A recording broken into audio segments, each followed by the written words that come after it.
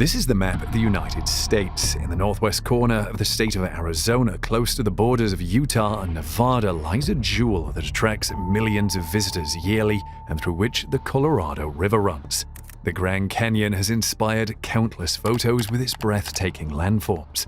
While the Grand Canyon continues to delight visitors from all over the world, it holds a special draw for scientists and researchers because of the many discoveries contained within, including ones that are shocking.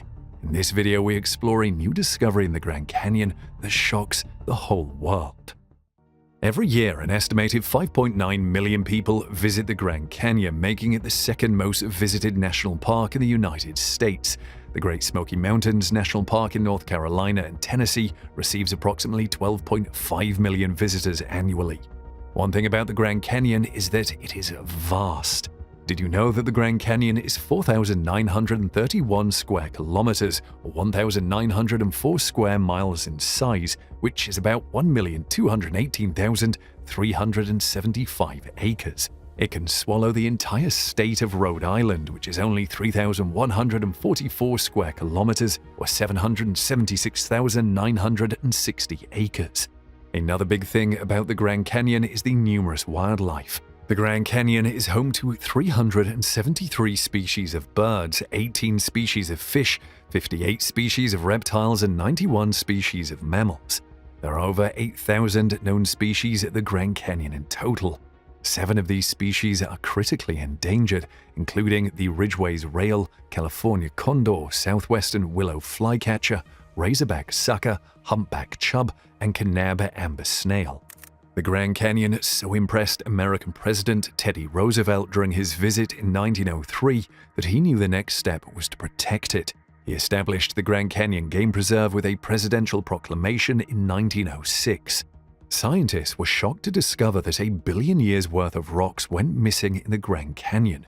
Who carried out the heist and where was the loot taken to? The Grand Canyon stands as evidence of history through rocks, with each layer depicting a certain period that went by on Earth. How would it seem to discover that rock layers dating back over 1 billion years are missing from the Grand Canyon's geological record? Named the Great Unconformity, the anomaly was initially detected by geologist John Wesley Powell in 1869. He saw the strange gap as he journeyed down the Colorado River. Years later, geologists were able to date these layers, which led them to confirming the Great Unconformity. Experts found out when they noticed some rocks dating back to 1.4 to 1.8 billion years ago were next to rocks that are 520 million years old. So what happened to the rocks that are missing within this strange gap? A team of scientists brought forth an explanation for the phenomenon in a study. Their study suggested that the Grand Canyon's geologic history is more complex than we think, and some parts of the Grand Canyon might have transformed in several ways across the millennia. This transformation could have caused some rocks to get washed away into the ocean. In a bid to find out the reason for this anomaly, the team came up with some analytical methods for their study. These methods allowed them to figure out the Great Unconformity's missing history, and this was done using thermochronology. The process of thermochronology uses several chemical analysis techniques to measure the heat stored in a rock when it was formed. The outcome obtained from this research data suggests that some events might have caused the strange gap in the geological record. The event was believed to have happened alongside the harsh breakup of the supercontinent Rodinia, which occurred roughly 633 to 750 million years ago. This period must have been a tumultuous time for Earth's tectonics as it affected rock layers and left them unbalanced. Also, the samples analyzed by the team showed that the Grand Canyon had experienced different geologic deformations compared to the eastern half of the canyon. They figured this out when they saw that the basement rock in the canyon's western half seemed to have risen to the surface about 700 million years ago, but in the eastern half, the same layers of stone are buried under several kilometers of sediment. Although the outcome of this study is not enough to judge the case of the Great Unconformity once and for all, the team believes that this is one giant leap ahead in the quest to solve the mystery behind it. Meanwhile, not everything found in the Grand Canyon has earthly origins, as there have been reports of UFO sightings in the area. Amazingly, this sighting report is accompanied by a video which those that have seen it described as just amazing. The UFO, or unidentified flying object, was filmed over the southern rim of the Grand Canyon. According to UFO expert Scott Waring, this region of the United States is rife with UFO sightings. Waring enthused that the video footage will astound anyone who sees it. The video shows a white orb or disk in the air with a dark center. Waring explained that the dark center was the alien pilot of the UFO observing the humans below him. Waring, who studies UFO sightings and other strange phenomena from his home in Taiwan, believes that the UFO video can teach us about how alien spacecraft move and hide from our sight. He was stoked by the sheer amount of information in this single video. The video was originally posted to the Mutual UFO Network before being shared on Waring's blog, ET Database, and YouTube channel. The organization gathers and investigates reports of UFOs and other extraterrestrial phenomena from around the world. According to eyewitnesses, at approximately 7:21 p.m., over a dozen tourists observed a stationary circular object with a hole in the middle hovering in one location to the right of the moon near some clouds for over 30 minutes. Video and photographs were taken with a Samsung phone and will be uploaded later. This happened while visitors were standing on the Grand Canyon's south rim near the Bright Angel Trails next to the gift shop, looking westward towards the moon. The UFO then vanished behind some clouds. The video received some positive feedback on YouTube, however, some speculated that it was a weather balloon. One viewer said, "Very interesting. I wonder if aliens hire interstellar vacations and get to visit natural Earth wonders over the planet, as there are many nice planets to see." And even when the discoveries in the Grand Canyon originated from the planet, it can still leave scientists scratching their heads, as with the discovery of ancient objects belonging to a long-forgotten Egyptian civilization that came from an entirely underground people. We trace the story back to 1909 when G. Kincaid, a Smithsonian Institution explorer, discovered strange caverns during an expedition led by Smithsonian anthropologist S.A. Jordan. The cavern's entrance was nearly impenetrable, but Kincaid was able to enter and make an incredible discovery. The massive caves, which radiated out from a central cavern like spokes on a wheel, were filled with artifacts such as statues, copper weapons, and even seed granaries. Its size indicated that 50,000 people could live comfortably inside. Even more astonishing, the artifacts did not correspond to anything in the known record. Rather than looking like Native American artifacts, the objects had distinct Egyptian or Tibetan designs. Naturally, there were lots of questions. Could there have been an entire Egyptian civilization living there? If that's the case, how did they get there? When the story broke in the Arizona Gazette, it caused quite a stir and it was quickly met with opposition. The Smithsonian allegedly lost all records of either the scientists or their discoveries. Since then, no one has been able to locate these ostensibly massive caves, allowing rumors that this was some elaborate ruse perpetrated by the Gazette to sell papers to persist. However, not all experts accept this explanation. Some claim that the Smithsonian Institution purposefully erased Kincaid and Jordan's names from their records and actively destroyed artifacts that contradict the status quo story of human history. And others even believe the caves contain a portal to the fourth dimension, where the figures who have secretly ruled the world for thousands of years will emerge. Others believe the area is top secret and heavily guarded, similar to the famous Area 51. So is this series of caverns evidence of a long-lost, possibly Egyptian civilization that the Smithsonian is simply covering up? Or is it a portal into another dimension for our unknown overlords? We'll let you decide. And things do get spooky in the Grand Canyon. With so many caves, there have been strong suggestions that these enclosures are haunted by ghosts. Yes, ghosts. Over the last half-century, 8 people have died or been buried on or near the Grand Canyon Caverns property, and another 4 have spent their lives and had lifelong emotional ties to the caverns. Employees and guests alike have recorded and witnessed unexplained ghost and paranormal sightings and activities. The most common sighting is of a man thought to be Walter Peck's ghost at the top and bottom of the elevator shaft, opening the doors at different times. When the caverns were used as a burial site for Native American Indians during the winter months was also of great interest. According to reports, the bodies have been removed, but the Indians' whispering sounds can often be heard in the caverns if one listens closely. And at night, in the darkness of the caverns, you do hear things that, according to reports, are not supposed to be heard.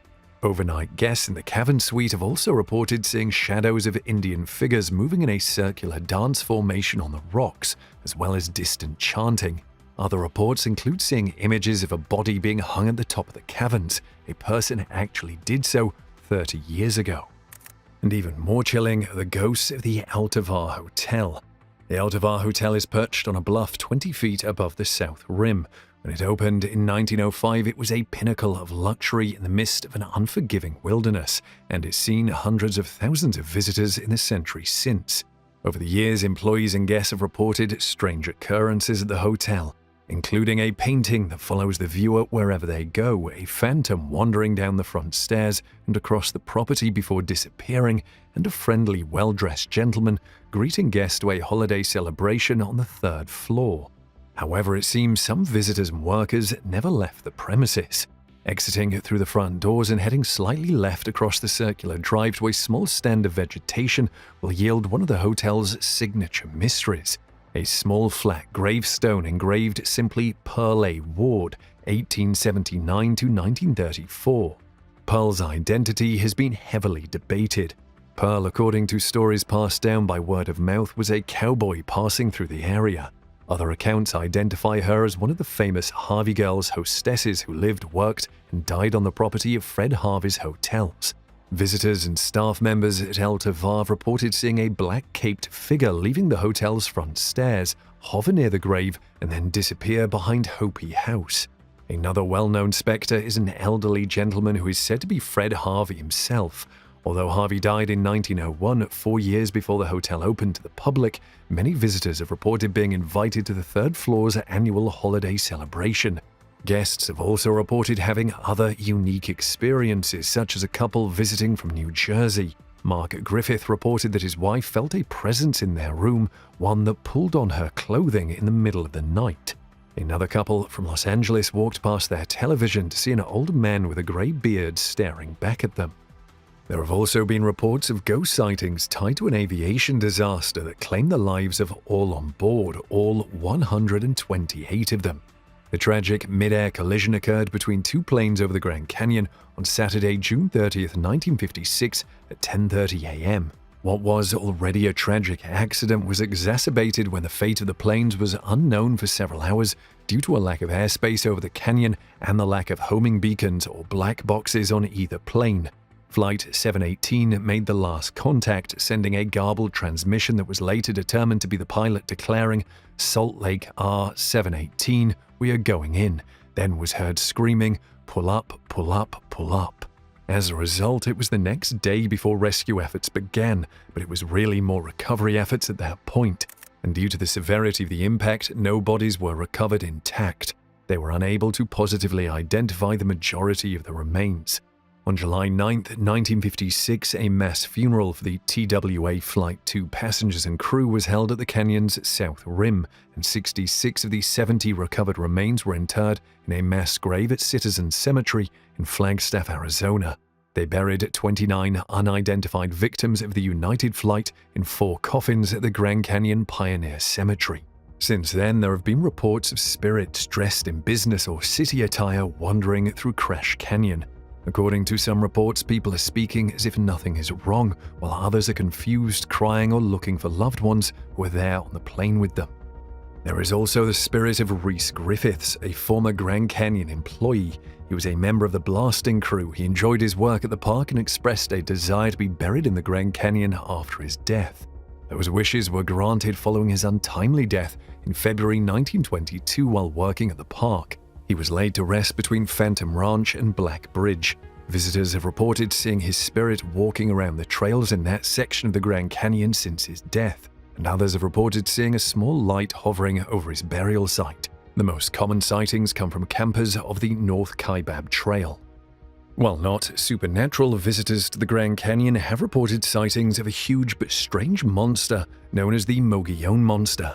I.W. Stevens was the first person to cite this monster, according to his reports to the Arizona Republican newspaper in 1903. He described the creature, which he named the Wild Man of the Rocks, as having long matted white hair on its head and a long matted white beard that reached its knees. It also appeared to be covered in gray hair on the majority of its body.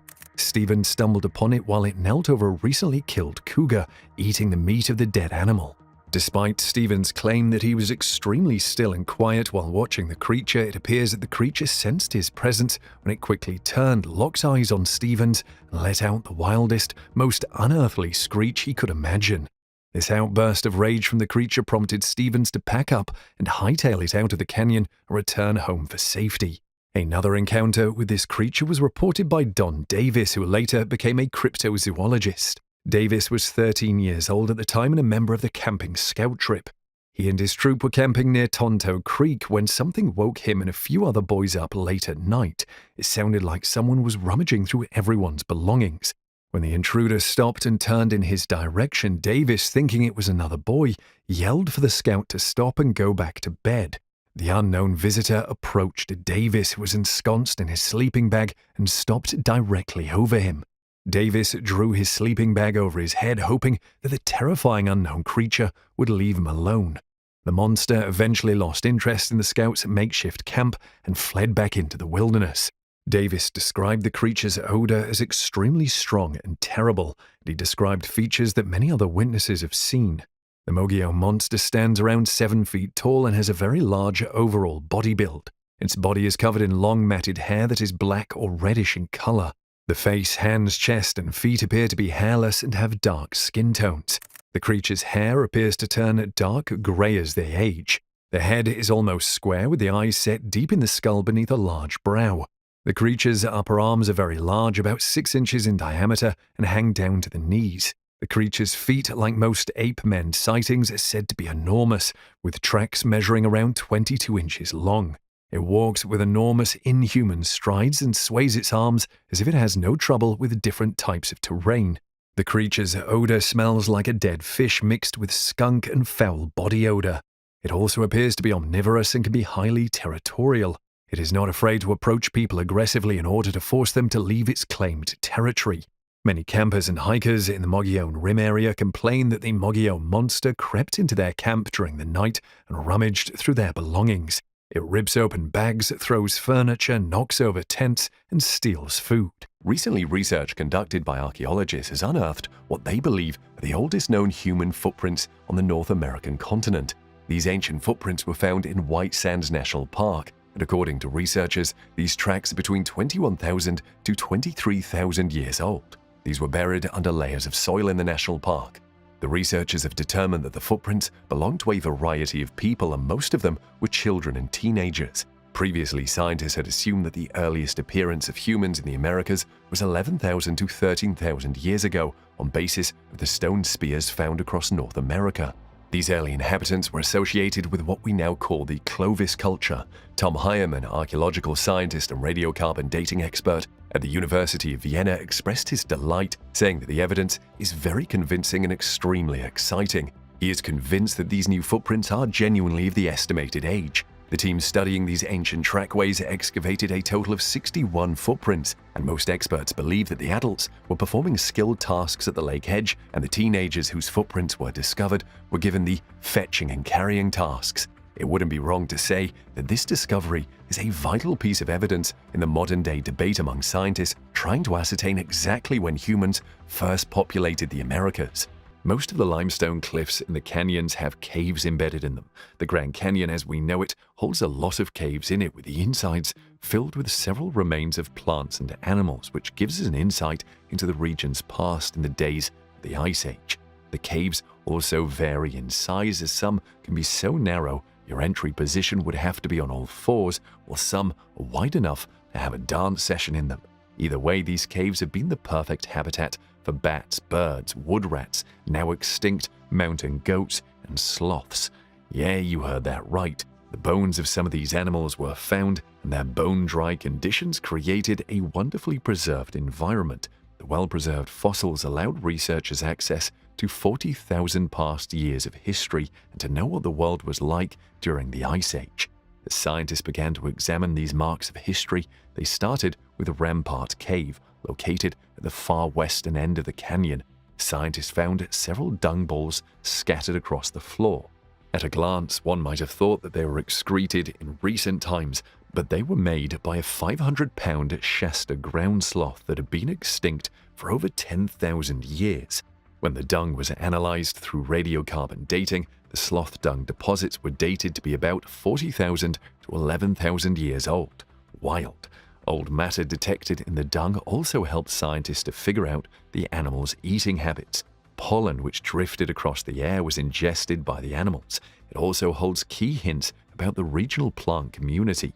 Wood rat middens also served as tangible records of animals and plant remains left in neat piles and untampered with for hundreds of years. There are also several skulls discovered, skulls of mountain goats that have gone extinct, and even mummified birds. Steve Emsley, a professor of biology at the University of North Carolina and an expert on birds that existed in the Ice Age times, was a part of this expedition. He discovered some condors in the caves and was able to analyze them. His chemical analysis showed that the Grand Canyon condors were likely eating megafauna as a delicacy, but the megafauna went extinct, which could have caused death for the birds too. These are essential parts of the world's history discovered at the Grand Canyon. In another discovery, a crew looking for a missing man found something else they didn't bargain for. They were looking for a Hungarian national man who lived in Hong Kong. He was reported missing to Las Vegas police in July 2021. He vanished while traveling in the southwest US. The car he drove was found in a Grand Canyon parking lot in mid-August, and his body was found a few days later, nearly 131 meters below the canyon's rim at the Yavapai Point. Authorities determined that he died from a traumatic fall, but they don't know much about the events that led up to it. But it wasn't this man whose dead remains that shook the search parties. Instead, it was the remains of another person named Scott Walsh, who had vanished back in 2015. Scott was last seen getting off a shuttle bus for the park's south rim. His clothing reportedly blended in with the surroundings, and the body was positioned in a way that it was almost undetectable. Scott's body was luckily spotted during an aerial search for the Hungarian man. It was found about 182 meters below the Pipe Creek overlook, nearly 4.8 kilometers from where Walsh's day pack was found in 2015. There is no denying that people lived in the Grand Canyon long before our time. However, when evidence of their occupation surfaces, it causes excitement. The Havasupai tribe is a community that's inhabited the Grand Canyon for a very long time, as far back as 1,000 years when it was discovered. It is one of the smallest American Indian nations in the United States, and the only place mail is sent and delivered by mule. They live across a wide span ranging from the Bill Williams Mountain and east to the Little Colorado River. Their actual living locations were up and down the vertical layers of the Grand Canyon, depending on what the seasons threw at them. During the summer and spring, the tribe farmed along the Tonto Platform, including the India Garden and other cultivable areas. Their farms produced corn, beans, squash, pumpkins, and melons. During the fall and winter, the Havasupai tribe lived on the Colorado Plateau, which is located on the level of the canyon's rim. Having resided in the areas around the Grand Canyon for 1,000 years, the tribe did not come across any European explorers until Spanish priest Francisco Garces traveled to Havasu Canyon in 1776. Garces also traveled to the Hopi Mesas, and his reports shed light on another Havasupai village located east towards Moenkopi Wash, well beyond the Grand Canyon. The tribe also didn't have much of an issue with Euro-American intrusion until the late 1800s, when the Euro-American newcomers arrived at the canyon. They explored the trails set by the Hopi, Havasupai, and ancient Puebloans. While exploring, they discovered irrigation ditches, cultivated fields on the Tonto Platform, and named the region Indian Garden. The area bears that name to this day.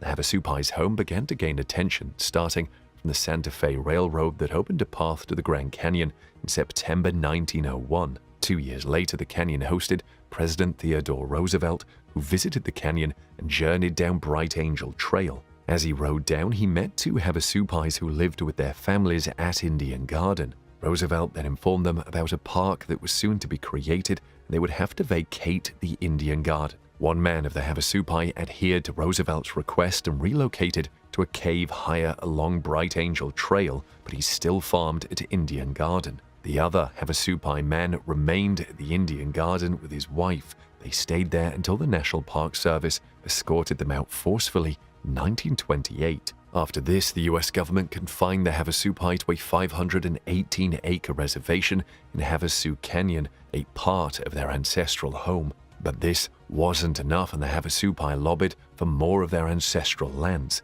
Their requests were granted in 1975, with President Gerald Ford returning 185,000 acres of canyon and rim territory back to the tribe. Since then, they have adjusted to the new circumstances surrounding their new environment, and their means of survival are based on farming, tourism, and wage labor. More shocking and devastating to the environment is the drying up of the Colorado River. The problem has been building for decades, but it has come to a head in recent years due to dangerously low levels in the river's major manufactured reservoirs, prompting the authorities to call for unprecedented cuts in water usage among the 40 million people who rely on the river. But why is this majestic river drying up? The Colorado River is drying up as a result of chronic overuse of water resources combined with a historic drought. The dry spell has lasted for more than 2 decades, owing to a warming climate caused primarily by humans' use of fossil fuels. In addition, hotter and drier conditions in the western United States have drained the river's 2 major artificial reservoirs, Lake Powell on the Arizona-Utah border and Lake Mead on the Arizona-Nevada border, to levels not seen since the reservoirs were first filled decades ago. In 1999, the year before the drought began, those 2 lakes held 47.6 million acre-feet of water, or about 92% of their capacity. They held a total of 12.9 million acre-feet of water this week, or about 1/4 full. An acre-foot is equal to 326,000 gallons of water, which is roughly the amount used by 2 to 3 average households in a year. The problem now is that the amount of water used by the 7 western states depending on the river and Mexico far outnumbers the amount of water flowing through it. The natural flow of the Colorado River averaged 13.4 million acre-feet between 2000 and 2020, and yet water consumption averaged 15 million acre-feet during that same time period. Water consumption has exceeded supply by 33.6 million acre-feet since the drought began. One of the most concerning dynamics in recent years has been the shifting relationship between snowpacks in the mountains and runoff into reservoirs. Last year, which was a good snow year, had about 90% of normal snowfall, but only about 60% of normal runoff reaching the reservoirs. Scientists attribute this breakdown to climate change, which has resulted in hotter and drier conditions in the West. Drier soils soak up more water before it reaches the lakes, and hotter temperatures evaporate more water and lengthen the growing season, allowing plants to absorb more water.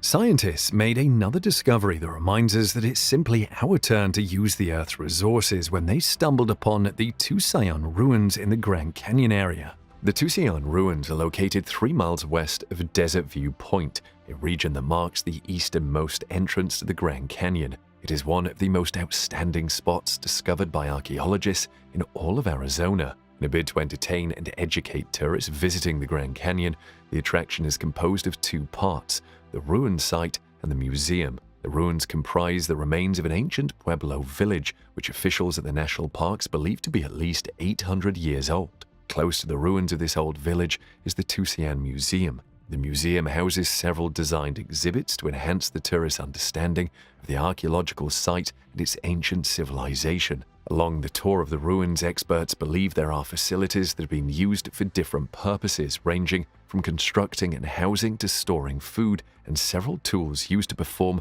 several religious ceremonies. The Tusayan ruins were first excavated in 1930 by Arizona Puebloans, but there was a need to preserve the site for better study, which led to additional work done on the site in 1948 and 1965. Historians estimated that human civilization has existed in the Grand Canyon area in one form or another over the past 12,000 years. Within this period, regular human habitation has taken place in the area for approximately 4,000 years. As a result, there are likely countless archaeological remains existing in several areas of the canyon, but the National Park Service officials have only investigated 5% of the entire park thoroughly. Therefore, the Tusayan ruins and museums stand as the most complete archaeological work conducted in the Grand Canyon area, a fact that underestimates its historical prowess and importance to the Grand Canyon National Park. The Tusayan Museum, as it exists today, was completed in 1934 and was added to the National Register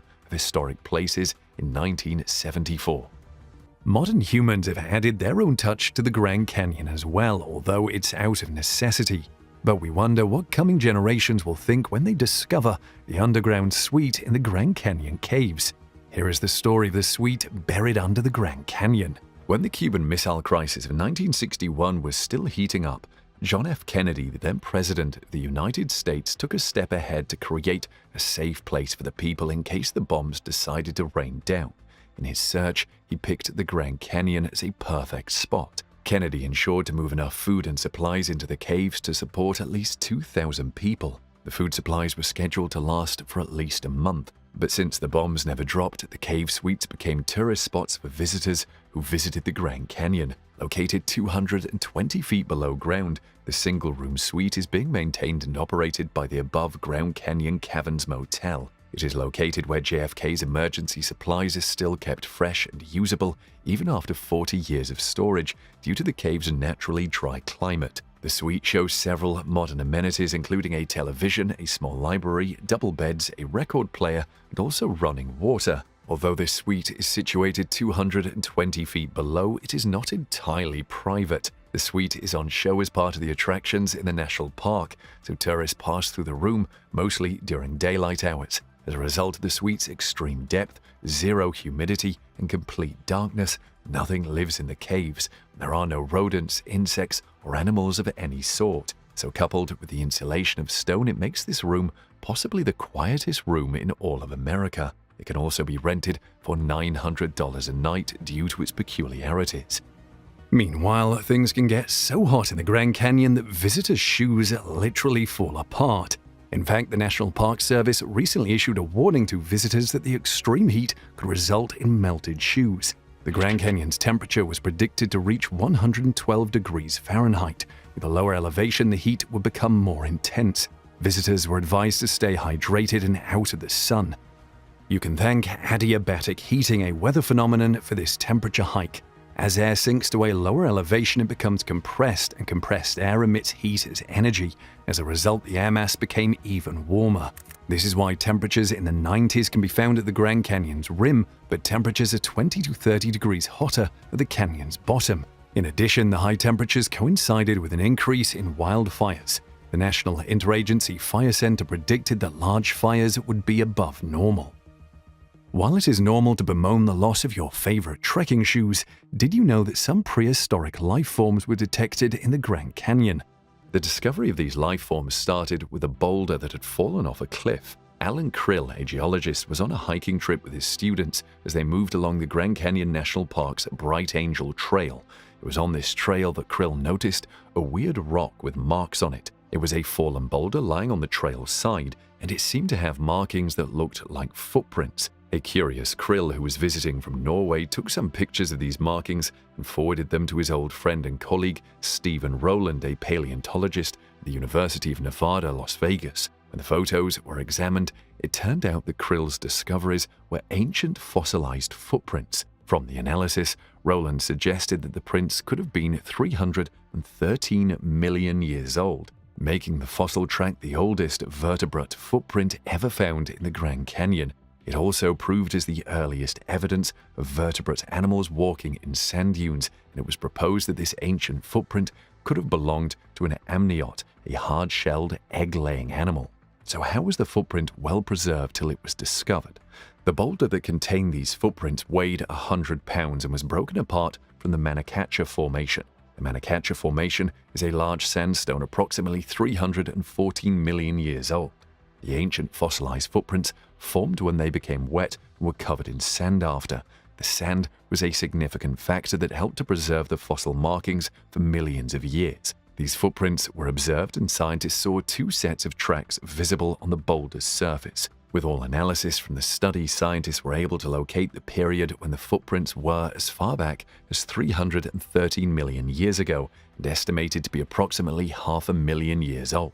Moving further into the footprint analysis, Rowland detected that the fossil tracks depict two different reptilian animals crossing diagonally over the spot. He also noted that one of the animals was about a foot long and used a lateral sequence walk. A lateral sequence walk is where an animal moves the left rear foot, then the left front, followed by the right rear front, and then the right front. Sometimes visitors to the Grand Canyon get more than they bargained for, like when they were treated to a rare occurrence that filled the massive expanse of land with mesmerizing fog, making it appear they could literally walk on clouds. The fog was trapped in the canyon by a temperature inversion which happens when the air near the ground is cooler than the air above it. Low temperature, clear skies and calm winds were brought to the Grand Canyon by a high-pressure system. During the long nights, the ground quickly cooled, chilling the air directly above it. Because the air higher in the atmosphere did not cool as quickly, an inversion formed. And because there was no wind to stir it, cold, dense air was trapped beneath a more buoyant layer of warm air. The inversion, however, is only half of the story. A winter storm had dumped heavy snow and rain on northern Arizona just a few days before. The Grand Canyon rim received 11.5 inches or 29.2 centimeters of snow, according to the National Weather Service. The snow and rain saturated the ground and the air above it. The water condensed into a fog as the air near the ground cooled at night, trapped in the canyon by the temperature inversion. The extent of the 2013 fog event is shown in the second image, captured by NASA's Terra satellite's Moderate Resolution Imaging Spectroradiometer, or MODIS. While temperature inversions occur a couple of times a year, fog covering so much of the canyon is unusual. The fog seeps into the eastern section of the Grand Canyon, conforming to the shape of the canyon walls. The entire landscape east of the canyon is shrouded in fog and low clouds. This wonderful event, however, is not one that lasts long, as it usually dissipates over a few days, with the only leftover being wet ground. Let's hear what you like most about the Grand Canyon in the comments section below.